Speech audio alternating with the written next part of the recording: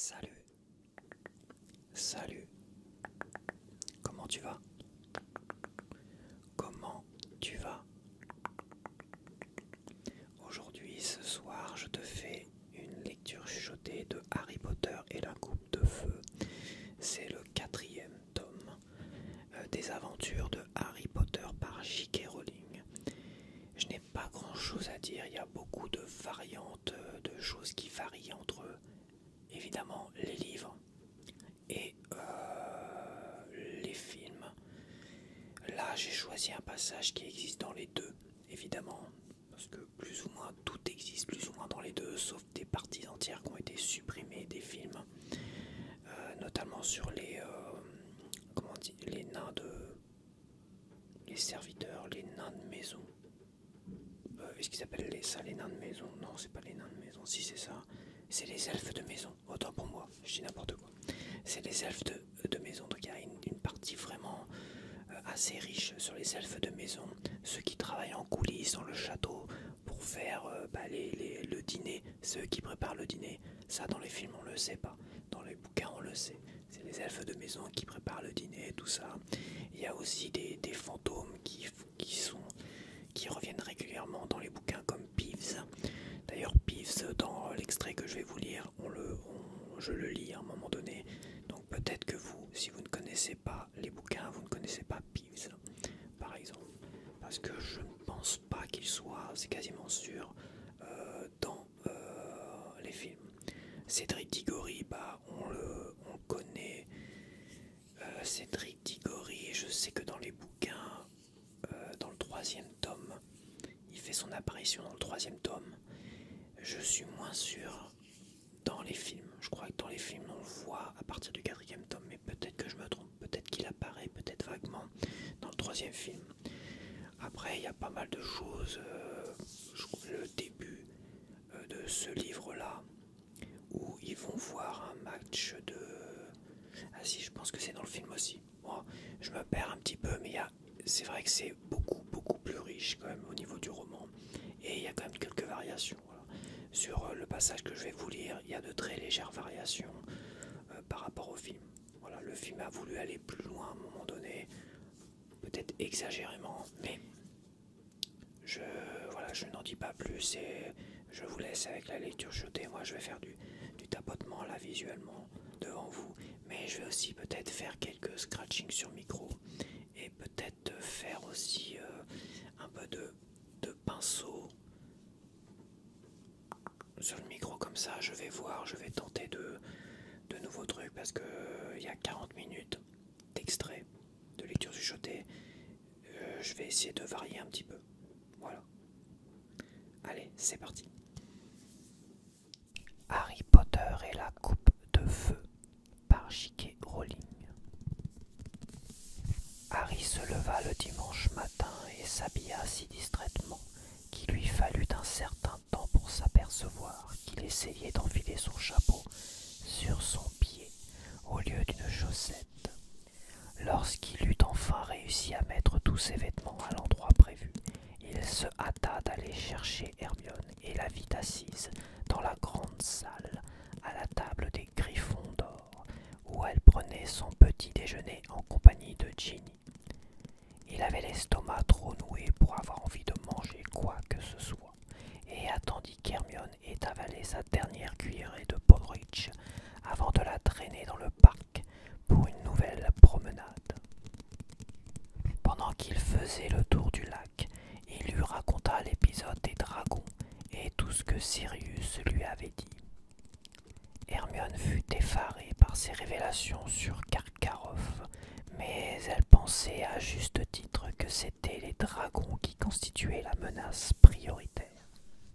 « On va commencer par essayer de te garder en vie jusqu'à mardi soir, dit-elle, d'un ton où perçait le désespoir. Ensuite, seulement, on s'inquiétera de Karkaroff. » Ils firent 3 fois le tour du lac en s'efforçant de trouver un sortilège qui suffirait à neutraliser un dragon, mais rien ne leur venait à l'esprit et ils finirent par se réfugier à la bibliothèque. Harry prit tous les livres qu'il put trouver sur les dragons et ils se mirent à parcourir des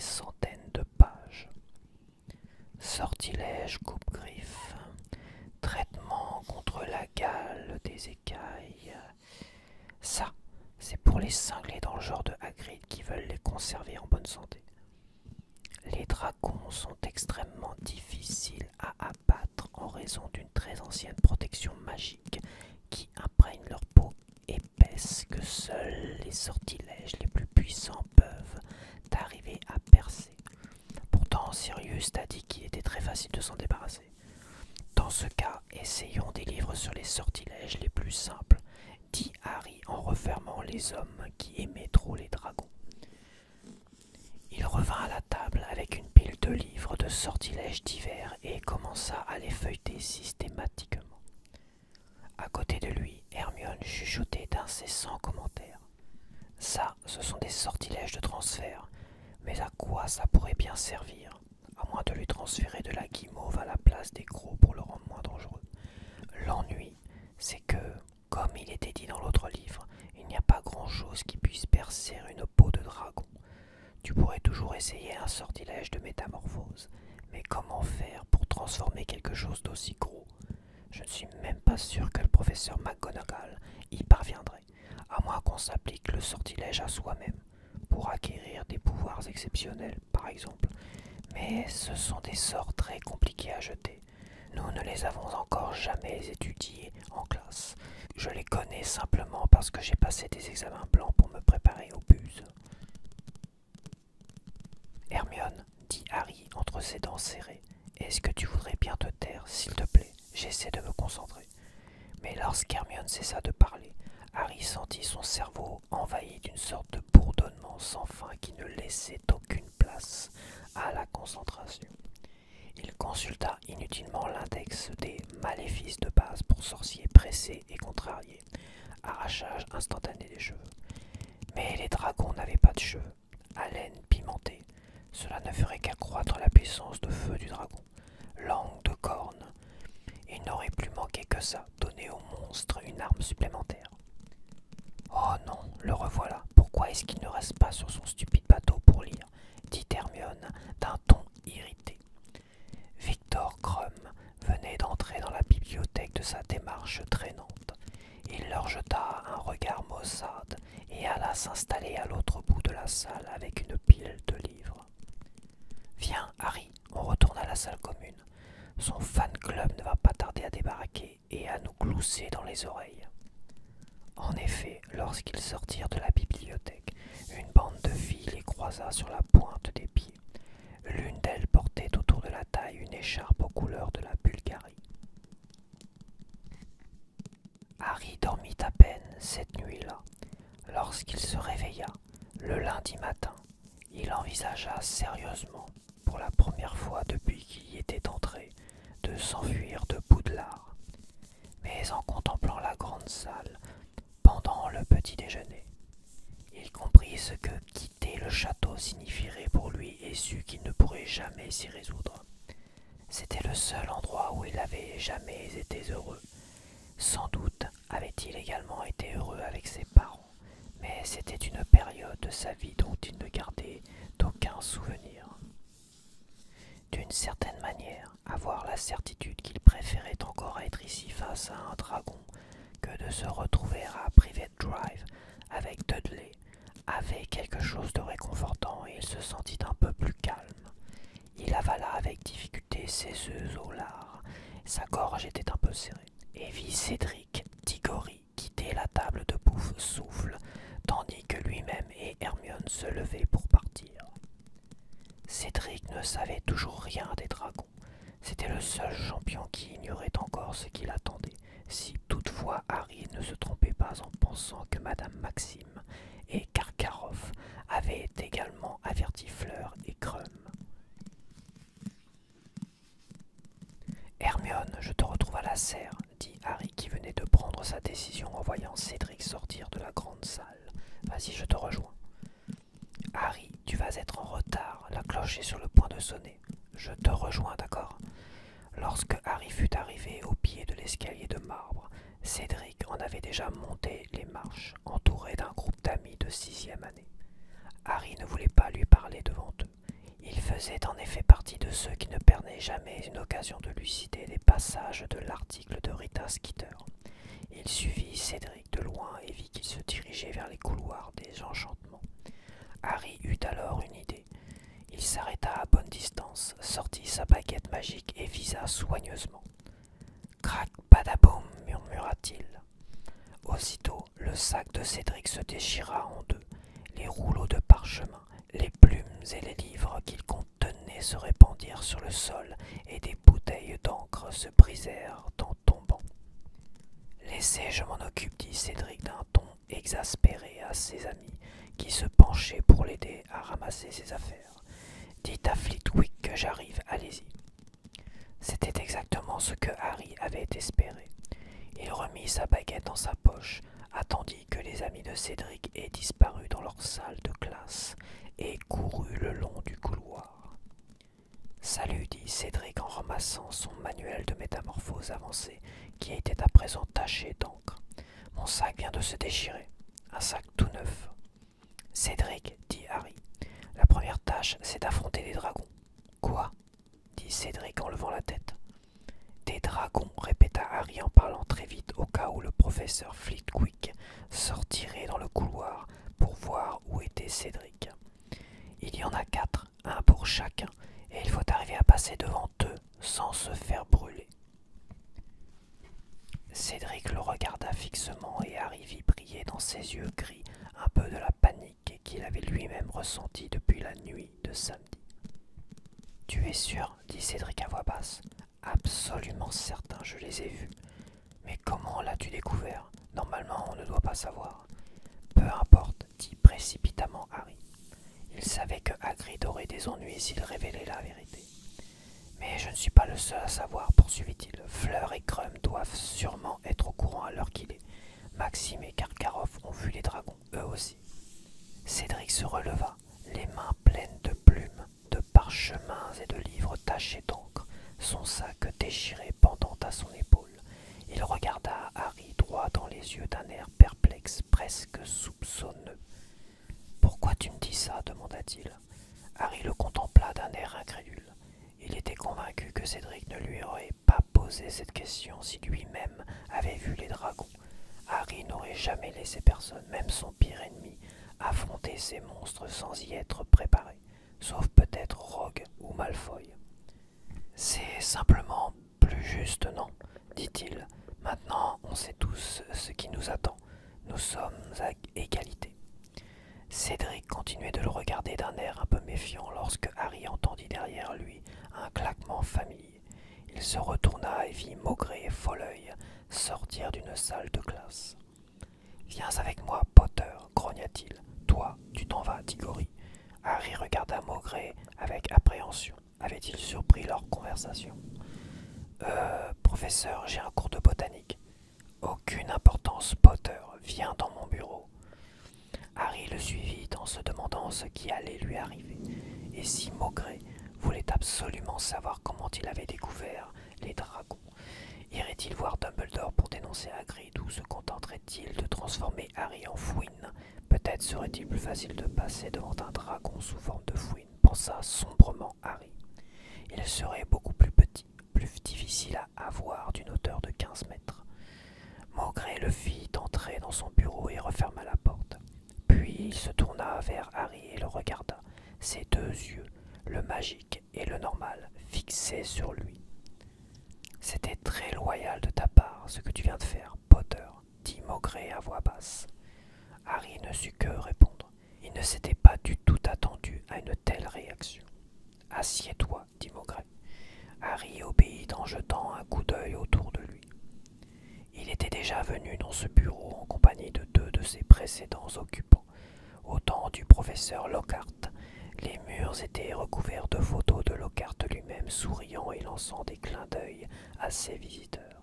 Lorsque c'était Lupin qui y habitait, on y trouvait plus volontiers une quelconque créature maléfique dont il s'était procuré un spécimen pour l'étudier en classe.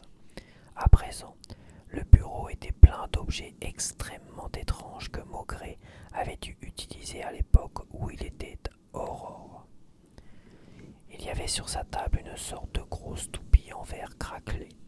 Harry reconnut aussitôt un scrutoscope. Il en possédait un lui-même, mais beaucoup moins grand que celui-là. Dans un coin, sur une petite table, était posé un objet qui ressemblait à une antenne de télévision en or, particulièrement contournée, qui émettait un léger bourdonnement. Un miroir ou quelque chose de semblable était accroché au mur, mais il ne reflétait rien. On y voyait se mouvoir des silhouettes sombres dont aucune ne se dessinait nettement.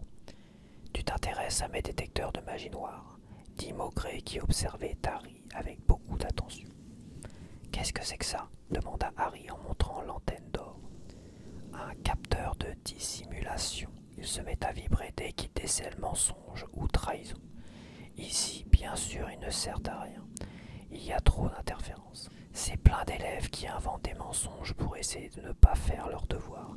Il n'a pas arrêté de bourdonner depuis que je suis arrivé au château. Et j'ai dû neutraliser mon scrutoscope parce qu'il sifflait sans cesse.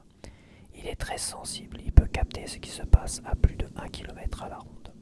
Bien entendu, il est possible qu'il capte aussi d'autres choses que de simples histoires de collégiens, ajouta-t-il dans un grognement.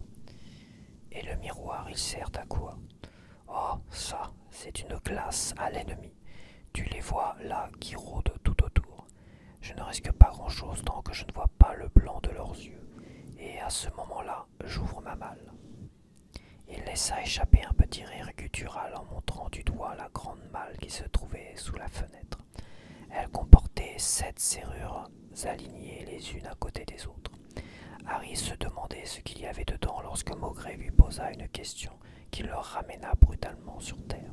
« Alors, tu es au courant pour les dragons ?» Harry hésita. C'était la question qu'il redoutait. Mais il n'avait pas dit à Cédric que Hagrid avait violé le règlement. Et il ne le dirait pas davantage à Maugrey.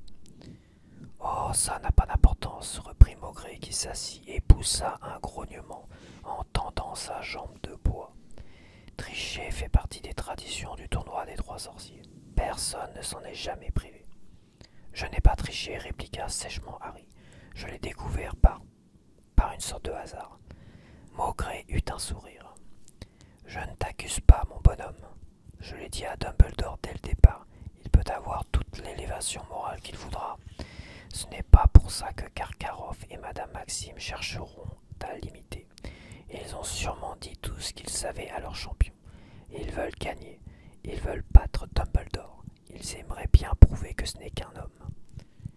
Maugrey eut un rire rocailleux et son œil magique se mit à tourner à une telle vitesse que Harry en avait le vertige. Alors, tu as une idée de la façon dont tu vas t'y prendre pour affronter ton dragon demanda Maugrey. Non, avoua Harry. Bon, je ne vais pas te donner le moyen d'y arriver, dit Maugrey d'un ton bourru. Je ne veux pas faire de favoritisme, moi. Je vais simplement te donner des conseils d'ordre général. La première chose, c'est d'exploiter tes propres forces. Je n'en ai pas, dit Harry presque machinalement. Je te demande pardon, grogna Maugrey. Si je te dis que tu en as, c'est que tu en as. Réfléchis un peu. En quoi es-tu le meilleur? Harry essaya de se concentrer. En quoi était-il le meilleur? La réponse n'était pas difficile.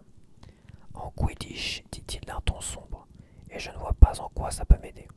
Exact, dit Maugrey en le regardant fixement, son œil magique presque immobile.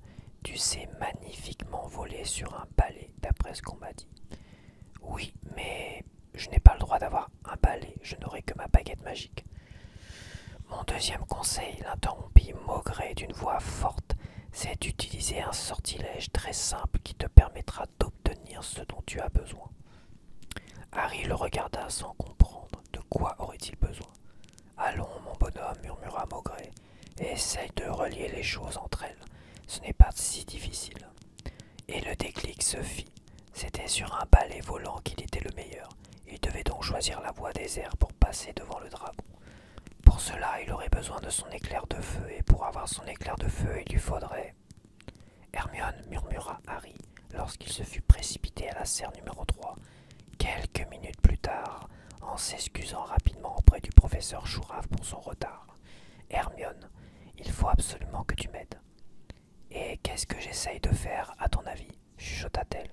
Ses yeux ronds les lancèrent un regard anxieux par-dessus la plante à pipe à ayons qu'elle était en train de tailler. soit capable d'utiliser convenablement un sortilège d'attraction. Ils se mirent donc au travail. Renonçant à déjeuner, ils allèrent s'enfermer dans une classe libre où Harry essaya de toutes ses forces de faire voler des objets vers lui. Mais il avait toujours de sérieuses difficultés. Les livres et les plumes semblaient perdre courage à mi-chemin et tomber sur le sol comme des pierres. « Concentre-toi, Harry, concentre-toi. »« Et qu'est-ce que tu crois que je fais ?» répliqua Harry avec colère. « Je ne sais pas pourquoi, j'ai une très nette tendance à voir un gros dragon répugnant dans ma tête. Bon, je recommence. » Il voulait sauter le cours de divination pour s'entraîner plus longtemps, mais Hermione refusa tout net de manquer son cours d'arithmancie, et il ne servait à rien de continuer sans elle. Il lui fallut donc supporter pendant plus d'une heure le professeur Trelawney, qui passa la moitié du cours à expliquer que l'actuelle position de Mars par rapport à Saturne signifiait que les gens nés en juillet se trouvaient en grand danger de mourir brusquement d'une mort violente. « Très bien, » dit Harry en perdant son calme. « Du moment que ça va vite, c'est tout ce que je demande. Je n'ai pas envie de souffrir. » Pendant un instant, Ron donna l'impression qu'il allait éclater de rire. Pour la première fois depuis longtemps, il croisa le regard de Harry, mais celui-ci lui gardait encore trop de rancune pour y faire attention. Harry passa le reste du cours à agiter sa baguette magique sous la table pour essayer d'attirer vers lui de petits objets. Il parvint à faire voler une mouche droit dans sa main, mais il n'était pas sûr que le sortilège d'attraction y soit pour quelque chose. La mouche était peut-être tout simplement stupide. Après le cours de divination, il s'obligea à manger quelque chose, puis retourna dans la classe vide avec Hermione, se couvrant de la cape d'invisibilité pour ne pas être vu des professeurs. Ils continuèrent à s'entraîner jusqu'après minuit. Il serait resté plus longtemps, mais Peeves surgit et fit mine de croire que Harry avait envie qu'on lui lance des objets à la figure. Trop heureux de pouvoir se livrer à son passe-temps favori, il se mit à jeter des chaises à travers la pièce, obligeant Harry et Hermione à fuir à toutes jambes avant que le vacarme n'attire Russard. Ils retournèrent directement dans la salle commune de Gryffondor qui, à leur grand soulagement, était vide. À 2 heures du matin, Harry, debout près de la cheminée, était entouré d'un amas d'objets. Livres, plumes, chaises renversées et le crapaud de Neville, Trevor.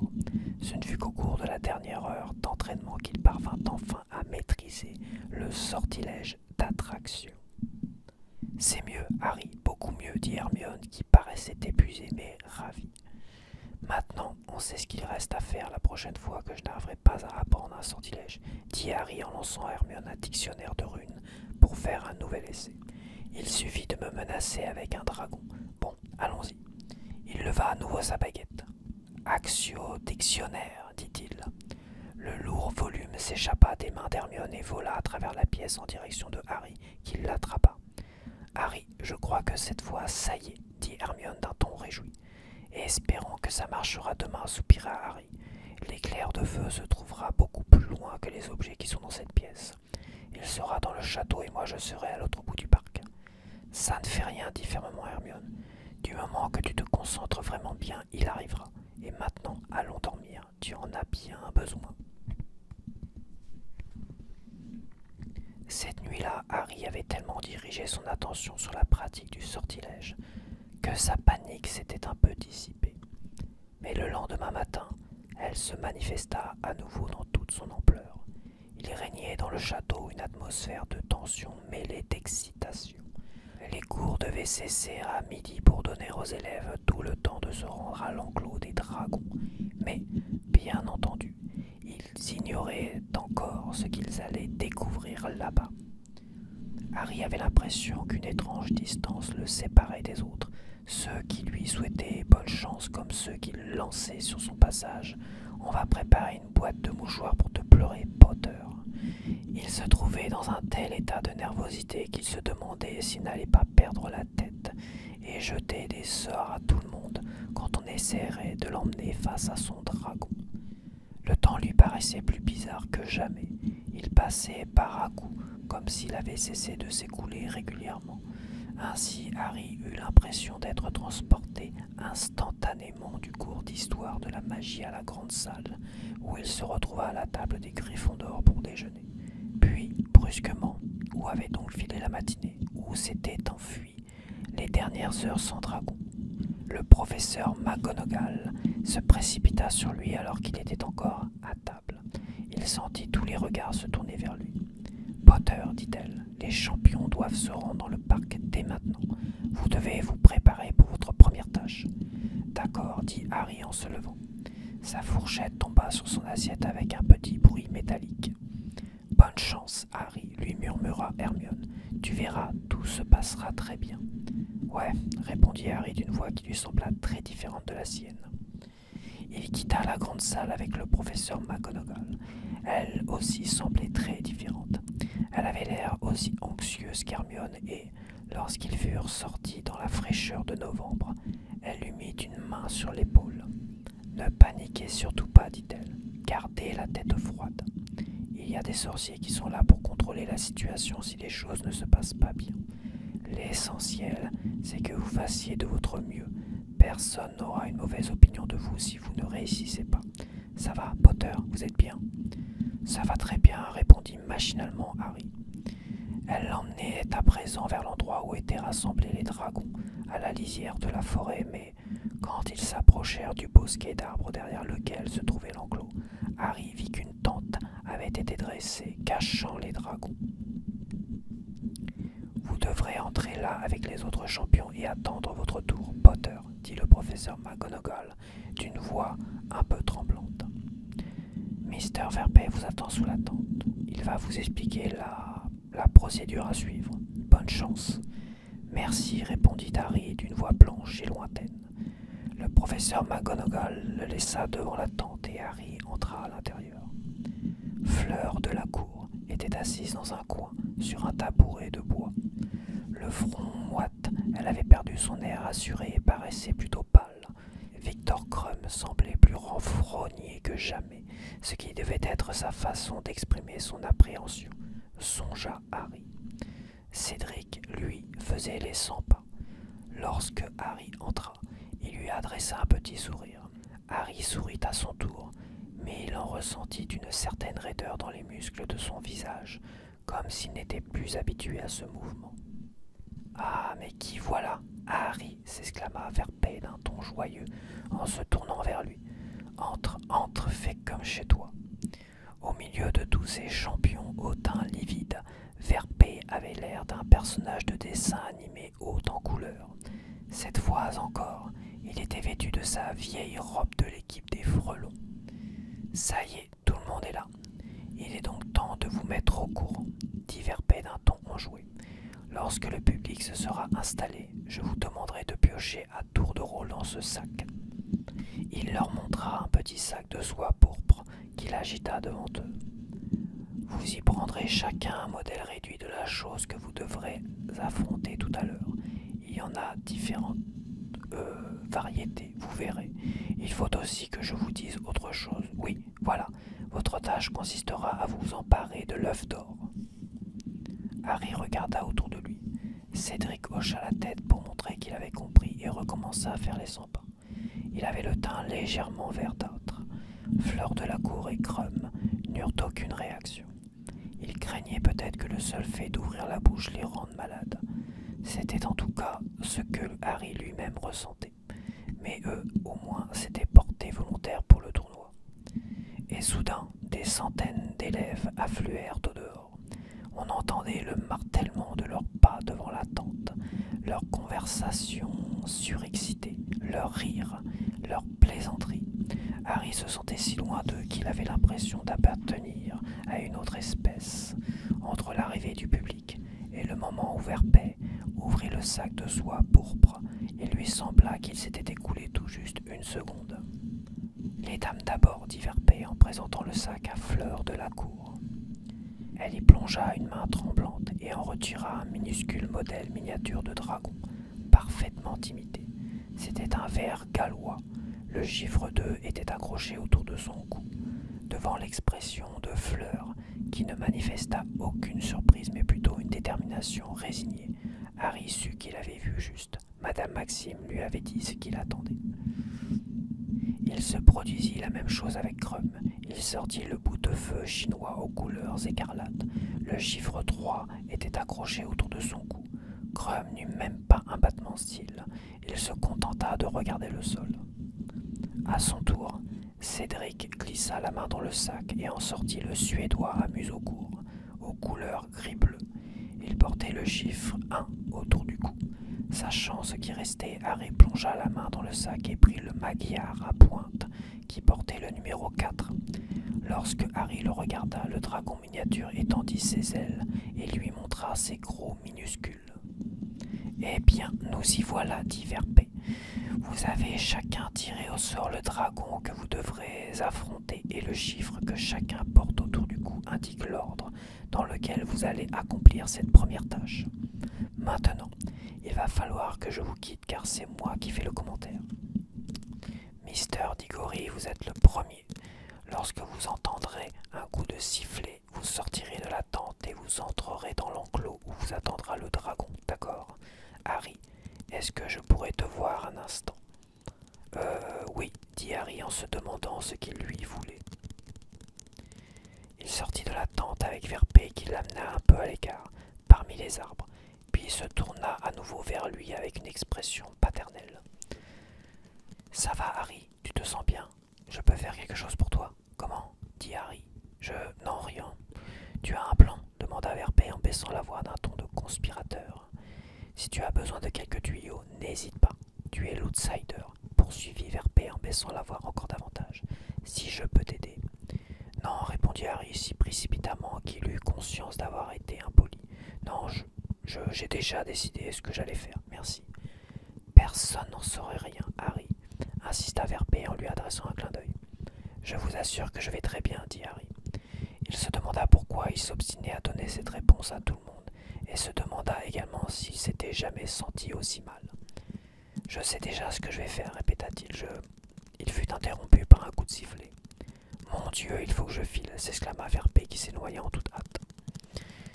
Harry retourna vers la tente et vit Cédric qui en sortait, le teint plus verdâtre que jamais.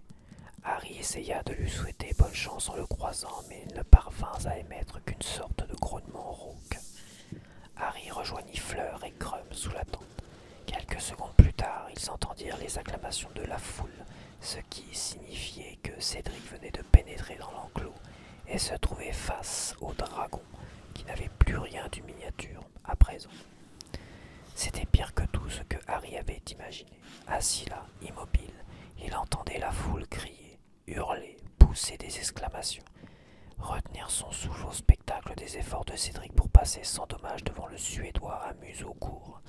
On aurait dit que les spectateurs ne formaient plus qu'une seule et même entité, aux têtes multiples, qui réagissaient toutes d'une même voix. Krum continuait de regarder le sol. Fleur, elle aussi, s'était mise à faire les 100 pas autour de la tente, sur les traces de Cédric. Et les commentaires de Verpé ne parvenaient qu'à rendre les choses plus terribles encore. D'horribles images se formèrent dans la tête de Harry lorsqu'ils entendit « Oh là là, c'était tout juste, vraiment tout juste !»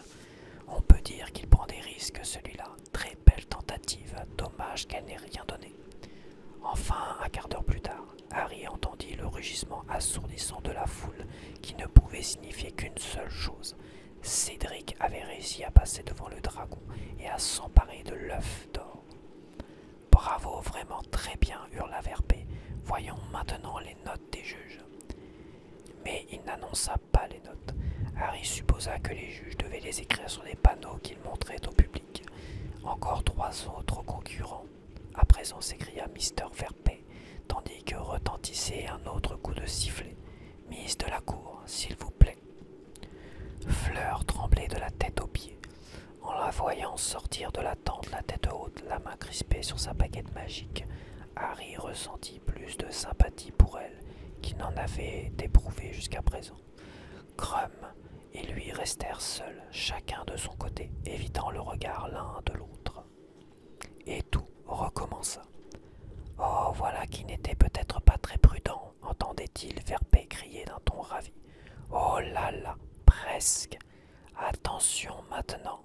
Mon Dieu, j'ai bien cru que ça y était. » 10 minutes plus tard, Harry entendit une nouvelle fois la foule exploser en un tonnerre d'applaudissements. Fleur avait dû également réussir. Il y eut un silence pendant qu'on montrait les notes qu'elle avait obtenues, puis de nouveaux applaudissements, et enfin un troisième coup de sifflet retentit. Voici à présent Mr. Krum, s'exclama Verpé. Krum sortit de son pas traînant, laissant Harry seul dans la tente. Il avait une plus grande conscience de son corps qu'à l'ordinaire. Son cœur battait plus vite. Ses doigts étaient parcourus de fourmillements comme si la peur circulait dans ses veines. Pourtant, il avait en même temps l'impression d'être ailleurs, hors de lui-même. La toile de la tente, les réactions de la foule lui paraissaient très lointaines. Très audacieux, s'écria Verpé. Harry entendit le bout de feu chinois émettre un horrible hurlement tandis que la foule retenait son souffle. On peut dire qu'il n'a pas froid aux yeux, mais oui, il a réussi à s'emparer de la feu. Les applaudissements retentirent avec tant de force dans l'atmosphère glacée de l'hiver qu'ils semblèrent la briser comme du cristal. Krum avait fini. À tout moment, ce serait le tour de Harry. Il se leva avec l'impression d'avoir les jambes en guimauve et attendit. Quelques instants plus tard, le coup de sifflet retentit et il sortit de la tente dans un crescendo de panique. Il passa devant le bosquet d'arbres, puis franchit une ouverture dans la palissade qui entourait l'enclos. Tout ce qu'il voyait devant lui avait l'air de sortir d'un rêve aux couleurs aveuglantes. Des centaines et des centaines de visages le regardaient dans les tribunes qui avaient été dressées par magie depuis la nuit où il était venu ici pour la première fois. Le Magyar à pointe lui faisait face à l'autre bout de l'enclos. Le dragon, ou plutôt la dragonne, couvait ses œufs, les ailes à demi refermées, ses yeux jaunes, féroces, fixés sur lui. Tel un monstrueux lézard aux écailles noires, elle agitait sa queue hérissée de pointes qui imprimaient dans le sol dur des marques longues et profondes. La foule s'époumonnait dans un grand tumulte. Harry ignorait si ses cris lui étaient favorables ou hostiles, et peu lui importait. Le moment était venu de faire ce qu'il avait à faire, de concentrer pleinement, totalement, son esprit sur ce qui représentait sa seule chance. Il leva sa baguette magique. « Accio éclair de feu » cria-t-il. Puis il attendit, espérant, priant de toutes les fibres de son corps. Et si le sortilège échouait, si l'éclair de feu ne venait pas, tout ce qu'il voyait autour de lui semblait déformé par une sorte de barrière transparente, scintillante comme une brume de chaleur, derrière laquelle les centaines de visages qui l'entouraient avaient l'air de flotter étrangement. Enfin, il l'entendit, fendant les airs derrière lui. Il se retourna et vit l'éclair de feu contourner la lisière de la forêt, foncer vers l'enclos et s'arrêter net à mi-hauteur, juste à côté de lui, attendant qu'il l'enfourche. Le tumulte de la foule s'amplifia. Verpé cria quelque chose, mais les oreilles de Harry n'étaient plus en état d'entendre ce qu'il disait. Il ne servait à rien de l'écouter. Harry monta sur son balai et s'envola aussitôt. Il se produisit alors un phénomène qui tenait du miracle. Lorsqu'il s'éleva dans les airs, lorsqu'il sentit le vent ébouriffer ses cheveux, lorsque les visages de la foule ne furent plus que des têtes d'épingles autour de lui, lorsque la dragonne se trouva réduite à la taille d'un chien, il se rendit compte que ce n'était pas seulement le sol qui venait de quitter, mais aussi sa peur. Tout à coup, il retrouvait son élément familier. Il s'agissait d'un nouveau match de Quidditch, rien de plus.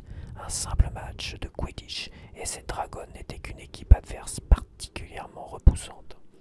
Il regarda la couvée d'œufs que le Magyar à pointe protégeait entre ses pattes avant et repéra l'œuf d'or qui étincelait au milieu des autres, semblable à des pierres grises.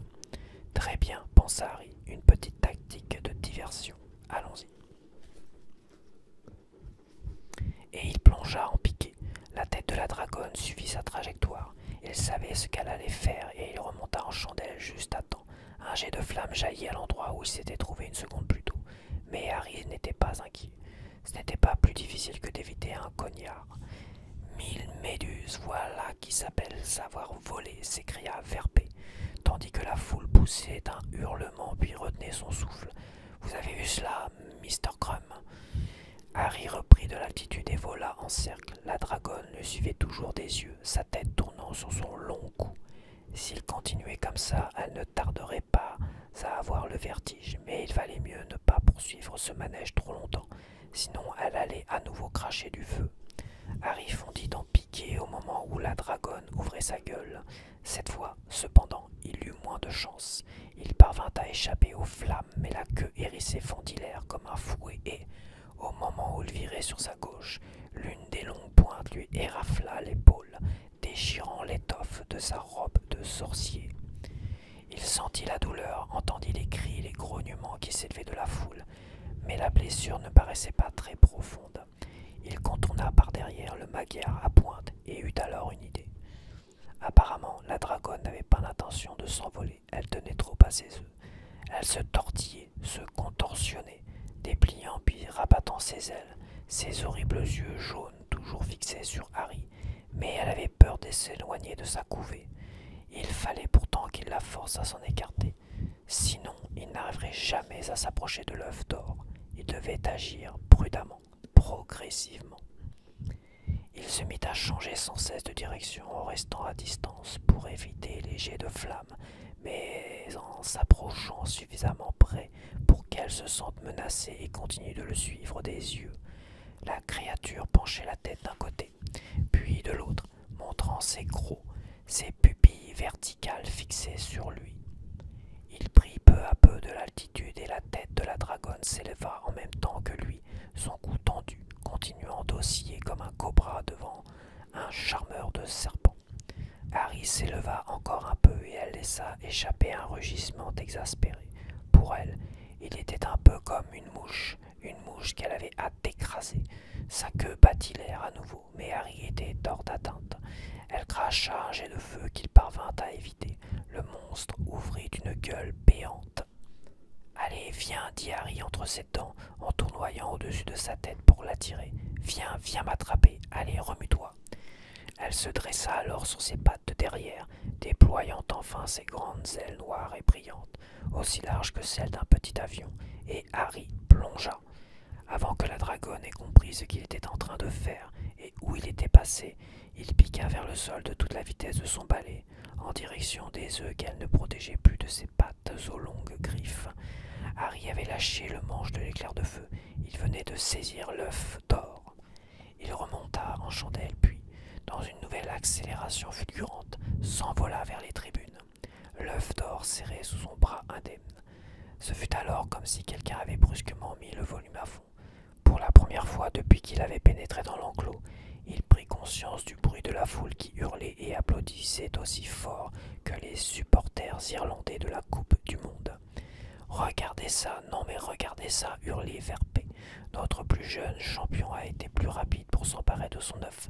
Voilà qui va faire monter les paris sur Mr. Potter. » Harry vit les gardiens des dragons se précipiter pour neutraliser le magyar à pointe, là-bas, à l'entrée de l'enclos.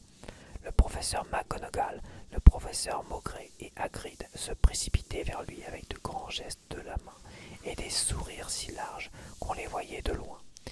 Il fit demi-tour au-dessus des stands, le vacarme de la foule résonnant à ses oreilles, et atterrit en douceur, le cœur enfin léger.